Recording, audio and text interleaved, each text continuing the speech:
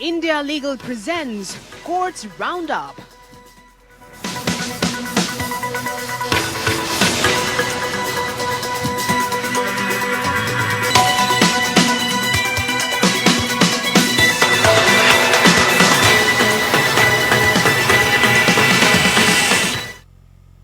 नमस्कार, आप देख रहे हैं हमारी खास पेशकश कोर्ट्स राउंड अप। मैं हूं आपके साथ ऋषु त्यागी। इस बुलेटिन में अगले आधे घंटे हम आपको कोर्ट से जुड़ी तमाम छोटी बड़ी खबरों से रूबरू करवाएंगे। कोर्ट की कार्यवाही और सुप्रीम कोर्ट से लेकर हाई कोर्ट और लोअर कोर्ट तक के फैसलों को आपके सामने रखेंगे।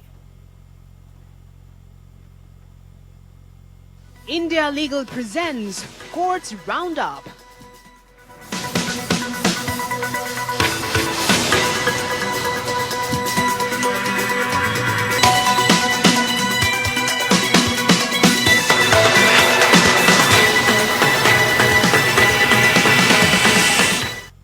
दिल्ली की नई शराब नीति के कथित घोटाला मामले में दिल्ली के मुख्यमंत्री अरविंद केजरीवाल की याचिका पर सुनवाई हुई।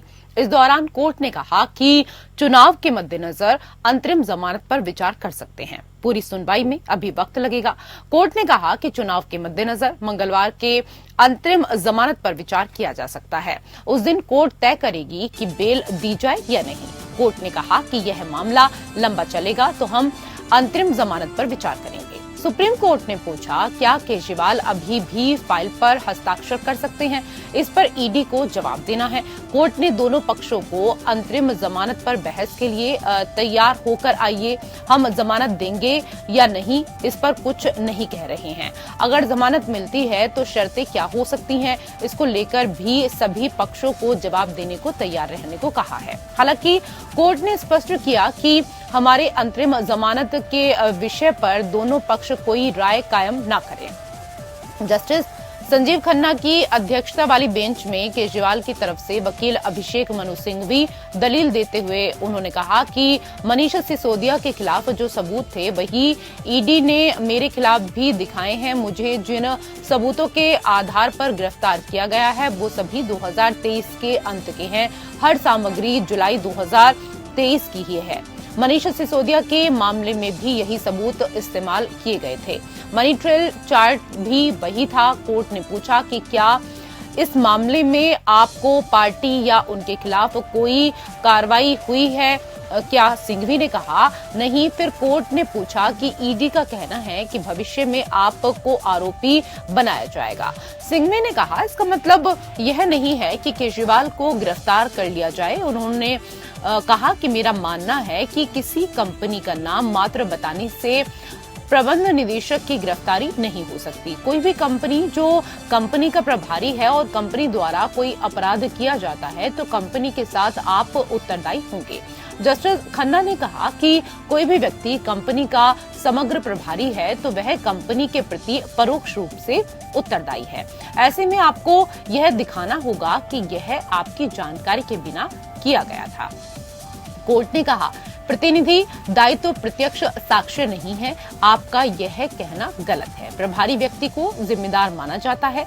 सिंघवी ने कहा कि एजेंसी कहती है कि आपके पीछे केजरीवाल का दिमाग है, वह रिश्वत की मांग में शामिल है, जबकि इसका प्रमाण नहीं है। यह पीएमएलए का मामला नहीं है। जस्टिस खन्ना ने कहा कि जहां तक धारा 19 का सवाल है, हमें जांच करनी होगी। इसकी सीमा व्यापक है। इसे संदेह या संदेह के बराबर नहीं माना जा सकता है। इसके तहत अधिकारी को संतुष्ट होना चाहिए। अंत में सब्जेक्ट को पर्सनल तरीके से परखा जाना चाहिए। वहीं दिल्ली हाई कोर्ट ने ट्रायल कोर्ट द्वारा 7 मई को सीबीआई मामले में चार्ज फ्रेम करने पर होने वाली सुनवाई 15 मई तक टालने के निर्देश दिए। हालांकि निचली अदालत के चार्ज फ्रेम करने के फैसले को चुनौती देने वाले याचिका पर हाई कोर्ट 13 मई को सुनवाई करेगा।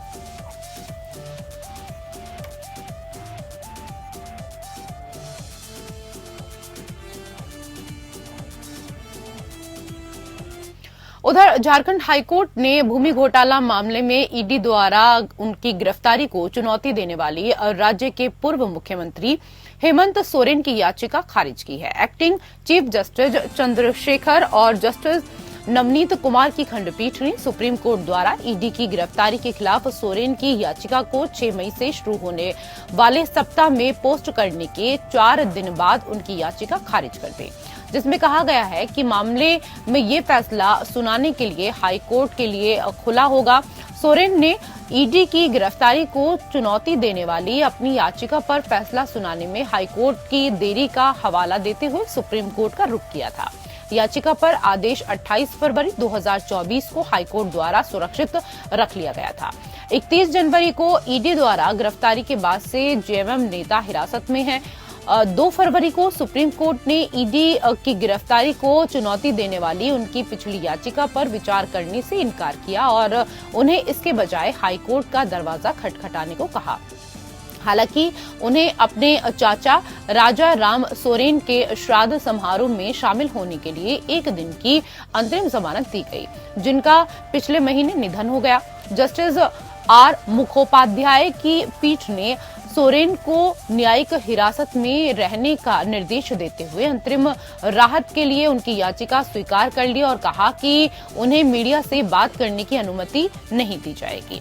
27 अप्रैल को विशेष पीएमएलए अदालत ने सोरेन की अंतरिम जमानत याचिका खारिज कर दी। सोरेन ने अपने चाचा शिबू सोरेन के बड़े भाई के अंतिम संस्कार में शामिल होने की मांग की।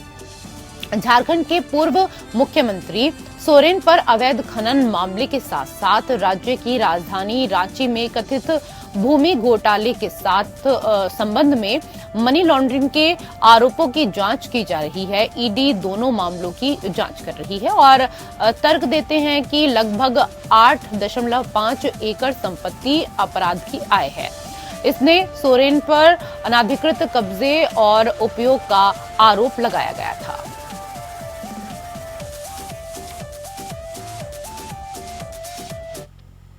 उधर सुप्रीम कोर्ट ने वो जनहित याचिका वापस लेते हुए खारिज कर दी, जिसमें हमनाम या डुप्लीकेट उम्मीदवारों को प्रतिबंधित करने के निर्देश की मांग की गई। खास तौर पर वो जो अन्य उम्मीदवारों की संभावनाओं को बर्बाद करने के लिए जानबूझकर स्वतंत्र उम्मीदवारों के रूप में चुनाव लड़ते हैं।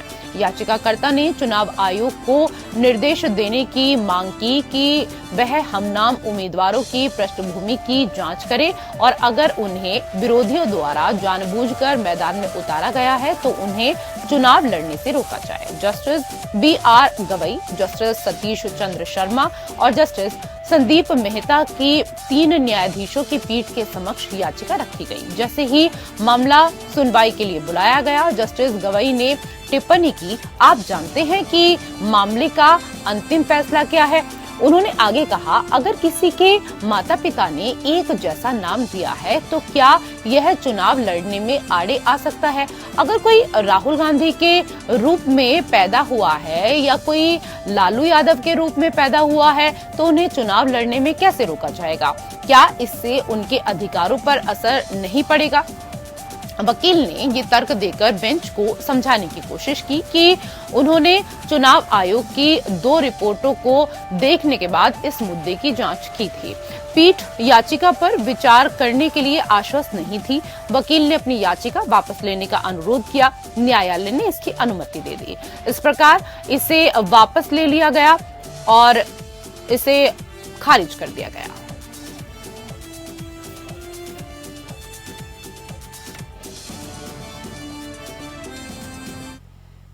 उधर दिल्ली विश्वविद्यालय के पूर्व प्रोफेसर हनी बाबू ने कथित माओवादी संबंधों को लेकर भीमा कोरेगांव मामले में जमानत की मांग वाली सुप्रीम कोर्ट में अपनी याचिका को वापस लिया। जस्टिस बेला त्रिवेदी और जस्टिस पंकज मित्तल की खंडपीठ के सामने मामला रखा गया था। इस दौरान बाबू की ओर से पेश वकील ने अदालत को सूचित किया कि परिस्थितियों में बदलाव आया क्योंकि 5 सह अभियुक्तों को जमानत दे दी गई। न्यायालय ने आदेश पारित किया। याचिकाकर्ता के वकील का कहना है कि परिस्थिति में बदलाव आया और वह वर्तमान याचिका पर जोर डालकर हाईकोर्ट का दरवाजा नहीं खटखटाना चाहेगा। मद्देनजर याचिका को गैर योग्य मानते हुए खारिज किया गया। डिवीजन बेंच इस मामले में उनकी जमानत अर्जी खारिज करने के बॉम्बे हाई कोर्ट के सितंबर 2022 के फैसले को चुनौती देने वाली बाबू की विशेष अनुमति याचिका पर सुनवाई कर रही थी। पुणे के भीमा कोरेगांव में 2018 में हुई जाति आधारित हिंसा के सिलसिले में गैर कानूनी गतिविधियां रोकथाम अधिनियम यूएपीए एक्ट के तहत गिरफ्तार किए जाने के बाद बाबू जुलाई 2020 से जेल में बंद हैं। अलग होने से पहले वकील ने उन्हें हाईकोर्ट का दरवाजा खटखटाने की अनुमति देने के लिए अदालत से अनुमति मांगी। हालांकि अदालत ने बताया कि उनका बयान आदेश में दर्ज किया गया है। जस्टिस त्रिवेदी ने कहा, हमने आपका बयान दर्ज कर लिया है, हमारी अनुमति की कोई आवश्यकता नहीं है। पिछले महीने मामले में सह अभियुक्त सेन को यह देखने के बाद जमानत दे दी थी कि उनके खिलाफ प्रथम दृष्टया कोई मामला नहीं है।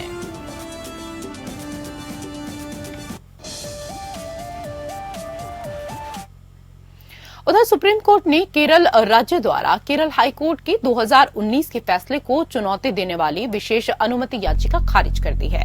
याचिका में राज्य को ऐसे व्यक्ति को 1 लाख रुपए का मुआवजा देने का निर्देश दिया गया था, जिसे पुलिस ने माओवादी संदेह के आधार पर अवैध रूप से हिरासत में लिया था। जस्टिस सुधांशु धूलिया और जस्टिस पीबी वराले की खंडपीठ ने राज्य की याचिका यह कहते हुए खारिज की कि हमें भारत के संविधान के अनुच्छेद 136 के तहत हमारे अधिकार क्षेत्र का प्रयोग करते हुए हाईकोर्ट द्वारा पारित आदेश में हस्तक्षेप करने की कोई कारण नहीं दिखता। हालांकि न्यायालय ने कानून के प्रश्न को खुला छोड़ दिया। इस मामले से जुड़ी घटना 2014 में हुई थी, जब वायनाड जिले में रहने वाले लेखक श्याम बालाकृष्णन नाम के व्यक्ति को माओवादी होने के संदेह में पुलिस ने हिरासत में लिया था। 20 मई 2014 को जब वो अपनी बाइक पर यात्रा कर रहे थे, सादे कपड़ों में 2 पुलिसकर्मियों ने उनका रास्ता रोका और वाहन की चाबी निकाल ली। वो उसे पुलिस स्टेशन ले गए, जहां कई अन्य लोगों के सामने उसके कपड़े उतारकर तलाशी ली गई। पुलिस ने कहा कि वो माओवादी की तलाश कर रहे हैं। बाद में माओवादियों से निपटने के लिए केरल पुलिस के विशेष बल के अधिकारियों ने उनके घर की तलाशी ली और उनकी किताबें और लैपटॉप जब्त कर लिए। ये सभी कठोर कदम पुलिस द्वारा आपराधिक प्रक्रिया संहिता के तहत प्रक्रिया और डीके बसु मामले में सुप्रीम कोर्ट द्वारा निर्धारित गिरफ्तारी के दिशा निर्देशों का पालन किए बिना उठाए गए। ये आरोप लगाते हुए कि अवैध गिरफ्तारी, तलाशी और जब्ती ने उन्हें पीड़ा पहुंचाई और उनकी प्रतिष्ठा को धूमिल किया और संविधान के अनुच्छेद 21 के तहत उनकी व्यक्तिगत स्वतंत्रता और निजता के अधिकार का उल्लंघन किया। रिटायर्ड हाईकोर्ट जज के बेटे श्याम बालाकृष्णन ने रिट दायर की। 2019 में हाईकोर्ट की खंडपीठ ने एकल पीठ के फैसले की पुष्टि की। खंडपीठ ने कहा कि राजनीतिक विचारधारा रखने की स्वतंत्रता संविधान के अनुच्छेद 21 का हिस्सा है।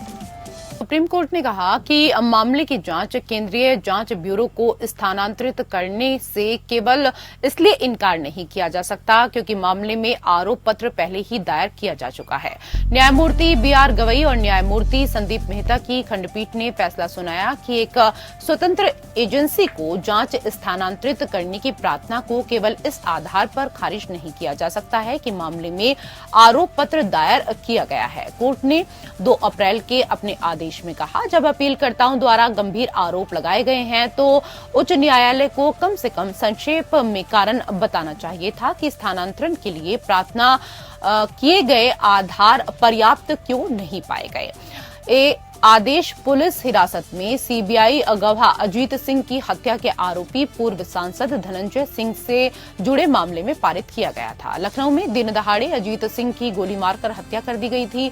जांच के दौरान सिंह समेत कई लोगों की संलिप्तता सामने आई थी। पुलिस ने धनंजय सिंह के खिलाफ 25,000 रुपए का इनाम घोषित किया था। उन्हें भगोड़ा भी घोषित कर दिया गया था, लेकिन उत्तर प्रदेश विधानसभा चुनाव की अधिसूचना की पूर्व संध्या पर जांच एक विशेष कार्यबल को स्थानांतरित कर दी गई थी। वर्तमान अपीलकर्ता जो अजीत सिंह की पत्नी है ने आरोप लगाया कि एसटीएफ ने धनंजय सिंह की ठीक से जांच नहीं की और उनके खिलाफ 3 साल की अधिकतम सजा वाले छोटे अपराधों में आरोप पत्र प्रस्तुत किया।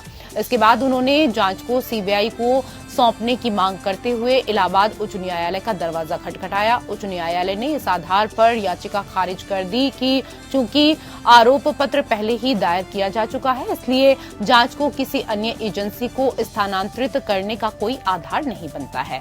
फिर अपीलकर्ता ने शीर्ष अदालत के समक्ष वर्तमान अपील दायर की। सुप्रीम कोर्ट ने कहा कि हाईकोर्ट को संक्षेप में कारण बताना चाहिए था कि जांच को सीबीआई को स्थानांतरित करने की प्रार्थना क्यों जरूरी नहीं थी। चूंकि ऐसा नहीं किया गया था, इसलिए शीर्ष अदालत ने उच्च न्यायालय के आदेश को रद्द करना और मामले को नए सिरे से विचार करने के लिए वापस उच्च न्यायालय में भेजना उचित समझा।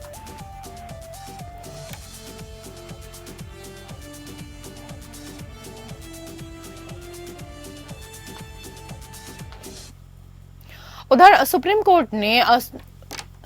कोर्ट द्वारा पारित अंतरिम आदेश की अनदेखी करते हुए गैर जमानती वारंट जारी करने के लिए राष्ट्रीय उपभोक्ता विवाद निवारण आयोग या एनसीडीआरसी के 2 सदस्यों को अवमानना नोटिस जारी किया है। इससे पहले कोर्ट ने सदस्यों से स्पष्टीकरण मांगा था। उनके स्पष्टीकरण से असहमत जस्टिस हिमा कोहली और जस्टिस एहसानुद्दीन अमानुल्लाह की खंडपीठ ने उनसे ये बताने को कहा कि उनके खिलाफ अदालत की अवमानना की कार्यवाही क्यों नहीं शुरू की जानी चाहिए। कोर्ट ने कहा कि 15 अप्रैल को एनसीडीआरसी सदस्यों को नोटिस जारी करने के बाद भी एनसीडीआरसी सदस्यों ने गैर जमानती वारंट वापस नहीं लिया। खंडपीठ ने आदेश में कहा, स्थिति को देखते हुए एनसीडीआरसी के सदस्यों के नाम पर कारण बताओ नोटिस जारी करना उचित है, जिससे ये बताया जा सके कि इस न्यायालय द्वारा पारित आदेशों की जानबूझकर अवहेलना के लिए अदालत की अवमानना की कार्यवाही क्यों शुरू नहीं की जानी चाहिए। 10 दिन के भीतर जवाब प्रस्तुत किया जाना चाहिए। मामले की अगली सुनवाई 15 मई 2024 को होगी। 1 मार्च को अदालत ने आदेश दिया कि अपीलकर्ता के खिलाफ कोई दंडात्मक कदम नहीं उठाया जाएगा। हालांकि 8 मार्च को एनसीडीआरसी ने अपीलकर्ता के निदेशकों को अनुपालन का हलफनामा दाखिल करने के लिए कहा। बाद में 2 अप्रैल को अपीलकर्ता द्वारा कुछ अनुपालन हलफनामे दाखिल करने में विफल रहने के बाद एनसीडीआरसी ने निदेशकों के खिलाफ गैर जमानती वारंट जारी किया। इससे पहले कोर्ट ने एनसीडीआरसी के सदस्य सुभाष चंद्रा और डॉक्टर साधना शंकर से स्पष्टीकरण मांगा। हालांकि कोर्ट ने उनके द्वारा दिए गए स्पष्टीकरण पर आपत्ति जताई। मामले को जब सुनवाई के लिए बुलाया गया तो अदालत एनसीडीआरसी के दोषी सदस्यों द्वारा दिए गए स्पष्टीकरण से संतुष्ट नहीं थी। एजी ने गलती अस्वीकार करते हुए कहा कि गलती जानबूझकर नहीं की गई। उन्होंने सदस्यों से हुई गलती के लिए बिना शर्त माफी भी मांगी। अदालत में उपस्थित होकर सदस्यों ने बताया कि उन्हें यह लगता है कि एक बार पारित होने के बाद वो अपना आदेश वापस नहीं ले सकते।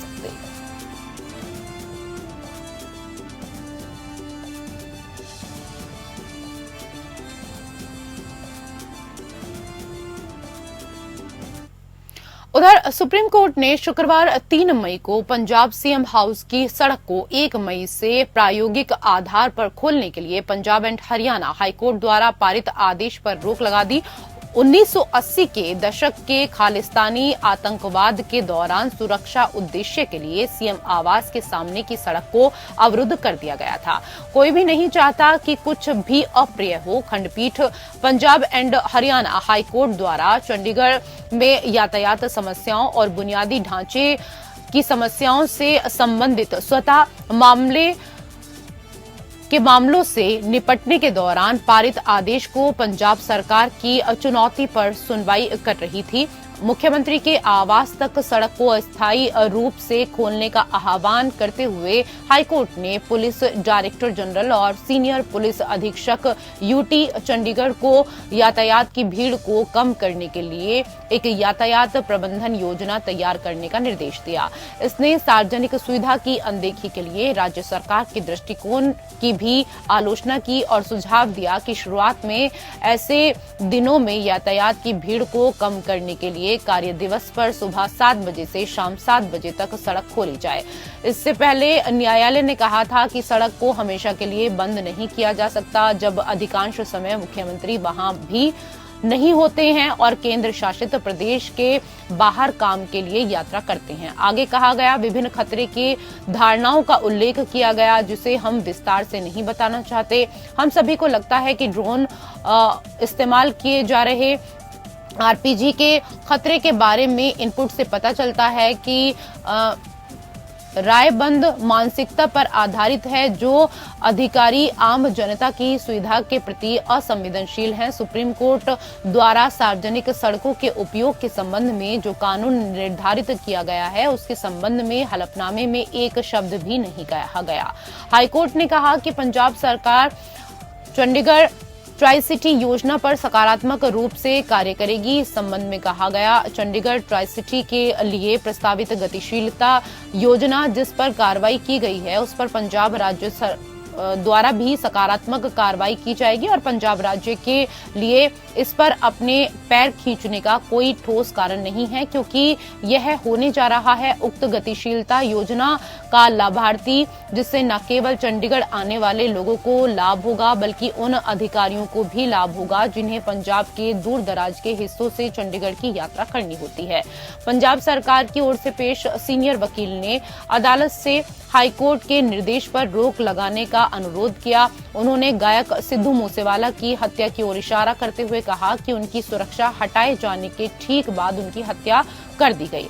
सॉलिसिटर जनरल तुषार मेहता ने पंजाब सरकार के मामले का समर्थन करते हुए तर्क दिया कि सुरक्षा प्रबंधन सरकार पर छोड़ दिया जाना चाहिए। उन्होंने पूछा कि जिस एक सप्ताह के भीतर हाईकोर्ट ने प्रयोग का निर्देश दिया, अगर कोई अप्रिय घटना हो जाती है तो उसकी जिम्मेदारी कौन लेगा। वकीलों की बात सुनने के बाद अदालत ने नोटिस जारी किया, जिसे 2 सितंबर से शुरू होने वाले सप्ताह में वापस किया जा सकता है। सीएम हाउस तक सड़क खोलने के हाईकोर्ट के निर्देश पर अगली तारीख तक रोक लगा दी गई। हालांकि रिट याचिका में कार्यवाही जारी रखने की अनुमति दी गई।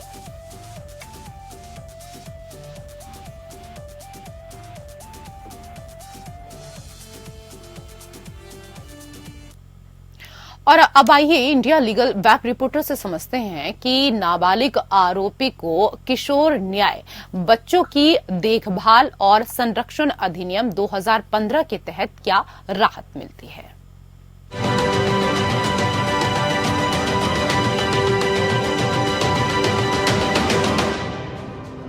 The juvenile justice care and protection act 2015, इस कानून के द्वारा देश के किशोरों को राहत और सुरक्षा प्राप्त होती है। किशोर वो व्यक्ति है जिन्होंने अभी तक वयस्कता की उम्र प्राप्त नहीं की है, अर्थात जो व्यक्ति 18 वर्ष से अधिक नहीं है। और जिस किशोरों ने अपराध किया है, इनको किशोर अपराधी या फिर किशोर अपराधी के रूप से भी जाना जाता है। 2015 के अधिकारी के द्वारा इन अपराधों को 3 वर्गीयों में भाग किया गया है। पहला, जघन्य अपराध, द हीनियस ऑफेंस। आईपीसी के द्वारा इनका अपराध की सजा न्यूनतम 7 साल की होती है। दूसरा, गंभीर अपराध, सीरियस ऑफेंस। आईपीसी के द्वारा इसकी सजा 3 से 7 साल तक की होती है। और आखिरी जो है पिटी ऑफेंसेस या फिर छोटे मोटे अपराध, इनमें इनकी कारावास 3 साल तक होती है। 2015 के अधिकारी के अनुसार देश के हर जिले में एक जुवेनाइल जस्टिस बोर्ड होना आवश्यक है। इस बोर्ड में प्रारंभिक जांच किया जाता है किशोर अपराध लेके, और इस बोर्ड का उद्देश्य है सिर्फ इन किशोर अपराधियों की मानसिक और शारीरिक सुरक्षा देना, उनकी आगे की जिंदगी और भी अच्छे और सुरक्षित और राहत के साथ बड़े करना।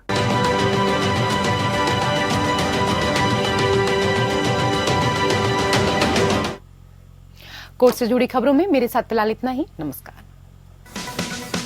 India Legal presents Courts Roundup.